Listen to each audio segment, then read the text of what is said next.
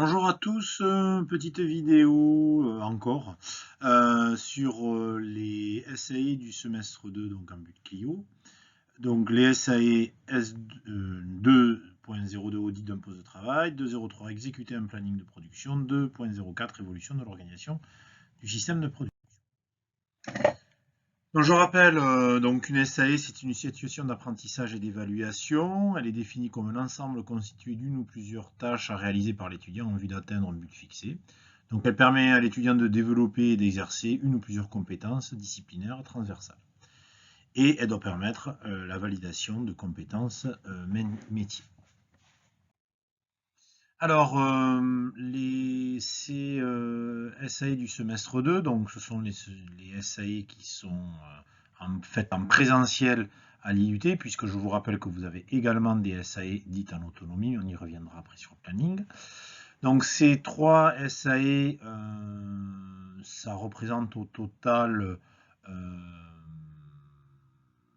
7,5 jours et dont 1,5 soit une semaine et demie, pardon, dans l'usine pédagogique. Et c'est positionné en fin de semestre. Les références, c'est donc M. Gérelli, moi-même et M. Comesco.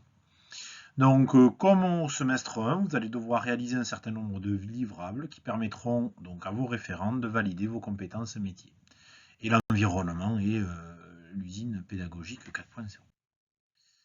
Alors, pour la 2.02, donc audit d'un poste de travail, donc on est dans l'usine pédagogique. La durée est de 2,5 jours, 2 jours et demi, soit 5 demi-journées. Donc l'objectif va être que vous allez devoir réaliser un audit interne ISO 9001 version 2015 du système de management de l'usine pédagogique. Alors les hypothèses de travail vont être les suivantes. Le directeur de l'usine pédagogique sera l'enseignant référent de la SAE. Le responsable de l'anthropologistique et le responsable de maintenance sera Nicolas Baudet, notre technicien. Le responsable qualité, responsable de production et les différents opérateurs seront les étudiants de l'autre groupe qui est en train de faire la SAE 2.03. Donc, je vous montrerai ça dans le planning. Toutes les documentations sont accessibles via la plateforme OKPilote dans la partie usine pédagogique. Au niveau de l'organisation, l'audit devra se faire sur une demi-journée, c'est-à-dire la 4e demi-journée des 5 demi-journées. Donc je vous ai mis ici les dates, TP11 le 9 juin matin, etc., etc. Donc il faudra que vous respectiez ces éléments. Le planning doit être transmis au directeur, au responsable de l'entrepôt et au responsable qualité, responsable de production, un jour avant. Donc il faudra transmettre ce plan d'audit. Et le rapport d'audit doit être remis le dernier jour. Ça veut dire que le rapport d'audit, vous aurez une demi-journée pour le faire. Donc normalement, votre rapport, c'est un standard. Ce document, il est déjà créé. Vous aurez juste à le compléter avec votre analyse. Donc voilà pour la SAE 2.02, audit de poste de travail. Pour la SAE 2.03, exécuter un planning de production. Donc pareil, c'est 2 jours et demi, soit 5 demi-journées. Vous allez devoir exécuter le planning de production avec le logiciel donc MES, Manufacturing Execution System, qui s'appelle CIMAC Production, que vous avez déjà utilisé dans le cadre de vos TP. Donc vous allez devoir faire exactement la même chose et tenir les objectifs de production qui vous sont demandés via l'applicatif. Donc le but du jeu va être à la fois de répondre aux questions qui sont définies sous forme de livrables et également gérer, organiser, proposer des actions d'amélioration, etc. Pour la 2.04, évolution de l'organisation d'un système de production, vous allez devoir, donc toujours autour de l'usine pédagogique, 5 demi-journées, vous allez devoir réfléchir à l'implantation de l'usine via le logiciel Impact, sachant que l'objectif est que aujourd'hui on a un programme mensuel moyen de fabrication qui est d'une dizaine de locaux conditionnés AB. Et là, il faut en faire 100 par mois. 100 par mois de locaux conditionnés AB, 150 de locaux conditionnés BA. Donc il va falloir que vous rentriez toutes les données techniques, que vous rentriez tous les éléments, et que vous soyez en capacité de proposer une nouvelle implantation en fonction des locaux que l'on a au sein de l'IUT. Plus un certain nombre de livrables qui sont définis dans le livre.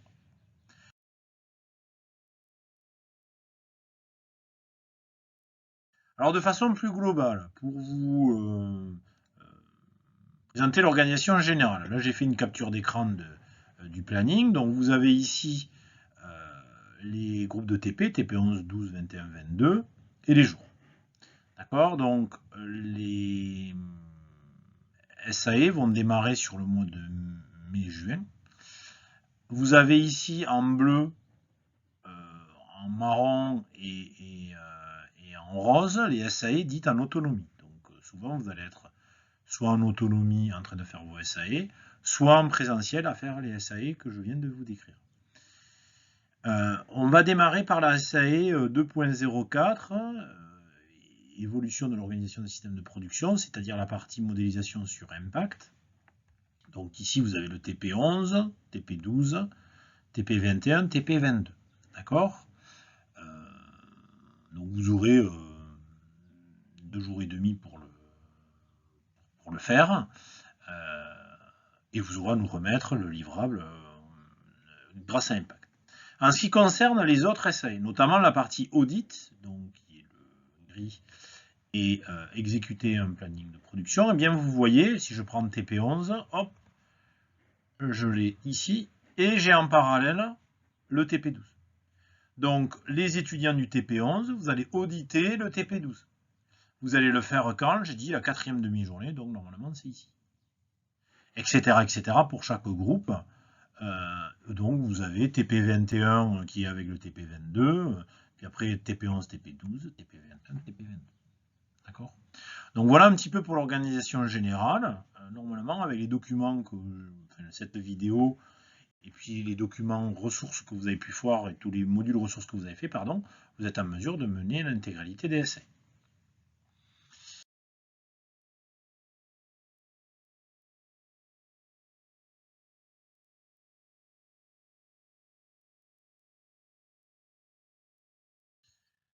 Donc je rappelle qu'un livrable c'est quoi? Ça peut être un document, ça peut être une photo, une démonstration, bon vous connaissez. Et pour cela on utilise le logiciel Microsoft Planner, hein, ça vous connaissez. Vous allez devoir gérer en mode projet la réalisation de vos livrables à travers l'usine pédagogique où vous avez eu tout un tas de ressources qui vous sont données. Bon, je vous rappelle que Planner c'est dans Office 365, vous l'avez soit numéro étudiant ou maintenant on peut mettre nom, prénom, et vous avez l'intégralité du Planner. Vous pouvez l'utiliser également sur votre smartphone, donc vous avez vous avez déjà utilisé et la petite vidéo quand vous cliquez sur l'élément pour montrer qui vous a été faite par Monsieur Jérémy.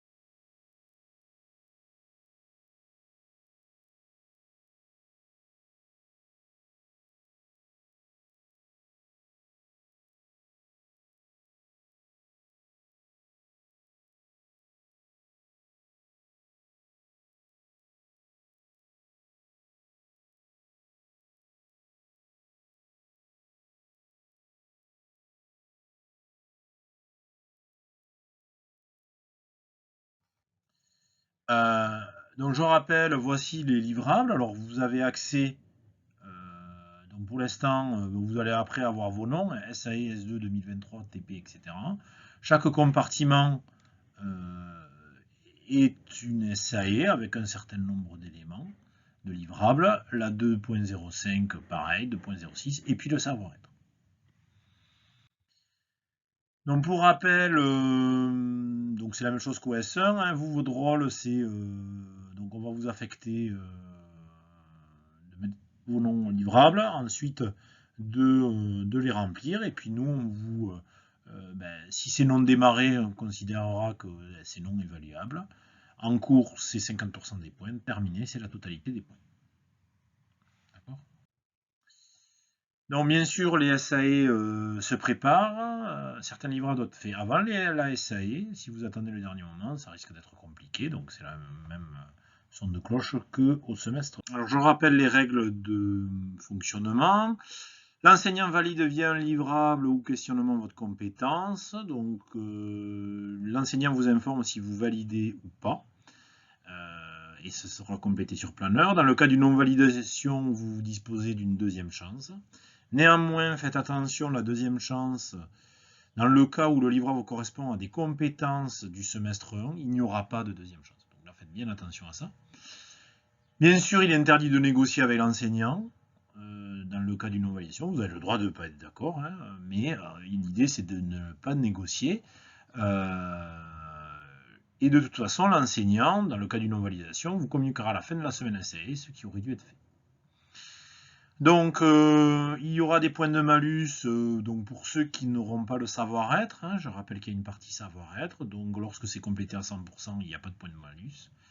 Et puis, selon les éléments, ça peut aller de 1. Alors, le moins 3 peut arriver assez rapidement. Il suffit d'avoir quelques retards et que vous ayez rapidement le moins 3. Hein, parce que 80%, ça va vite.